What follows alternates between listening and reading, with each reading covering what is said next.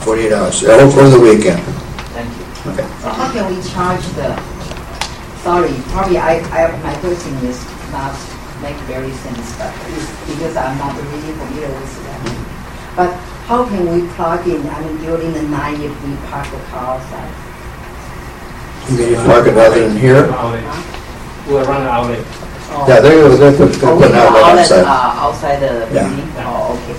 I see this van has been parked here for a week. I brought it down last week.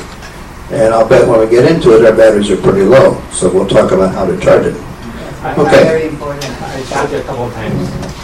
You did? I turned on the generator Okay. You turned on the generator without charging. and the main circuit breaker Yeah. and the battery charger circuit. And that I don't know. So So do you that's what my question. You mentioned about three things need to be on, right? Mhm. The battery on. What did you mean? What did you say battery on? The battery disconnect switch up at the top right-hand corner, that has to be on because that totally disconnects the batteries. Okay, that one is not on. That one's on. And you have one for the auxiliary system and one for the engine system. three things. So do you have the menu we can? Well, it's when we go very out, clear. when we go out the van, if you're taking notes on this, when we go out the van, I'll show you these three things. Okay. And 1, 2, 3. So, I guess during the actual outreach operation, can we plug in the battery? Well, when you're operating the van, you are charging the van. This is only when you're storing it overnight or someplace. You can't run the vehicle on this. You can't run anything but the battery charger. I mean, I have people say, oh, we're plugged into the battery line. I want to sterilize. Well, sterilize takes 20 amps, and this is an 18 amp cord. So the cord gets a little bit warm.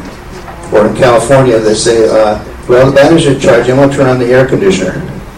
So battery charging the air conditioner is about 28 amps. You engineer guys can figure that out. 28 amps through this cord makes it a little bit warm. We don't like radiant heat from extension cords. Okay, now how do the batteries get charged other than this? Several ways. Number one, when you're driving the vehicle and the battery disconnect switches are on. When you're driving the vehicle alternator, which is a 200 amp alternator, will first charge the vehicle's engine battery, and then when that battery is full, it'll transfer over and charge the auxiliary batteries. So that's one way. The other way the batteries are charged is from the charger on board, which runs off 120 volts. So if you're plugging in the landline, battery charging line, or the generator, that will charge the batteries. Okay? Okay, but you say if it's driving, you will charge the auxiliary battery only if the main battery is full. They'll charge the main battery first. In other words, if you're going from here to the city hall, this is just going to charge the main. It's not going to do anything for you.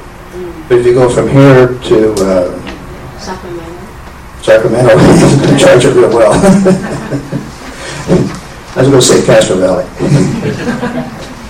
So, let's be realistic. After about 10 or 15 minutes of driving, it's going to go into the auxiliary batteries. One other thing, when you're driving, your hot water heater system is set up so that the engine heat from the engine heats the hot water before you get there. And then when you get there, the rest of the hot water heating is on electricity. So your electricity is not, you're not working with real cold water on the hot water side.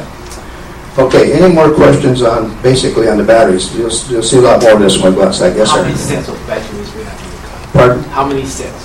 There are 2 deep cycle auxiliary batteries and then 1 heavy duty engine battery. And all 3 batteries are underneath the entrance step of the vehicle.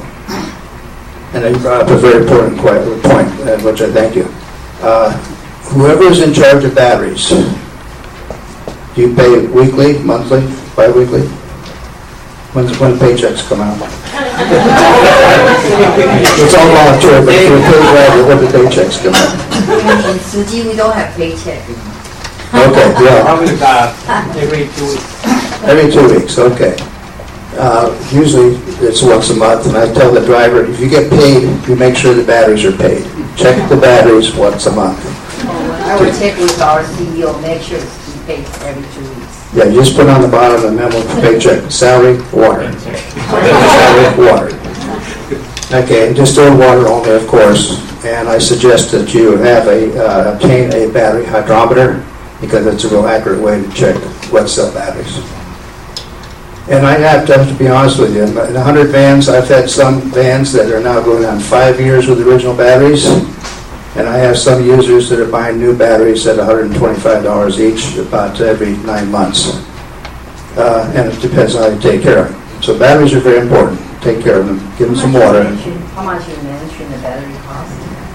They're about $125 each, and you replace them in pairs, so that's $250. Again, Amy, you'd rather have that for supplies and donuts. Yeah, every dollar that you don't spend on maintenance, you can spend on the program. And I'd like to see you spend on the program. Yes, sir. And this vehicle doesn't have the propane system? The which system? Propane. Propane. Yeah. No, this has electric heat. No, wait a second. Do we have propane for this? I have to check the order sheet. I don't remember. Propane is around the refrigerator and even the water heater. I don't know.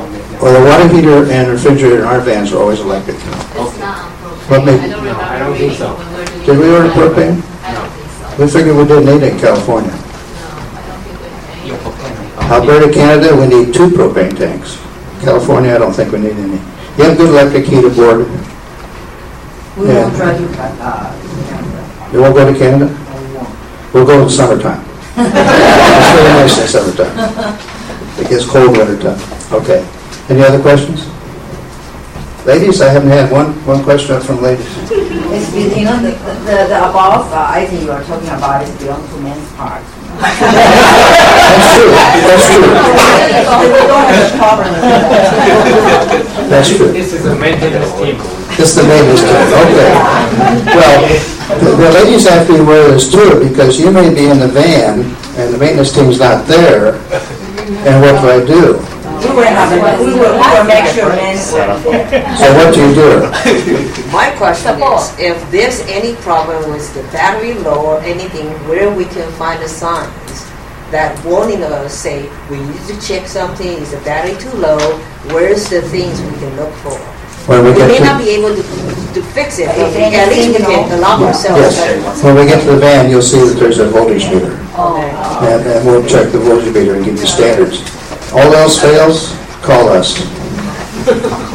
Call us before you spend any money, please. No, I'm serious. I've had people replace batteries that were dead because the serviceman said they are dead, and they're not dead, they're discharged. All you have to do is charge them up and they work again. And you gentlemen understand that. And So- one more question, sir. Yes. Regarding the, now a lot of equipment we're using in modern technology has self-testing mode. Do you have any manual or something like that already written for if you want to run this vehicle at the beginning, you have step-by-step like layout about this autopilot self-testing? Autopilot, no, we don't have autopilot. Okay. Yes, you do. This briefcase is sitting on top of my suitcase. We call that the brain box briefcase. And there are manuals in there for everything. There's manuals in there for hot water heater, for the faucets, for the air conditioners, all that. And by the way, that briefcase stays on the vehicle. Because Amy will call me up from somewhere in the middle of Central California, and there's no service facilities around, and I'll say, okay, Amy, get out the manual on the leveling jacks, and let's go through it, and I'll teach you how to get the jacks back up when you have no electricity and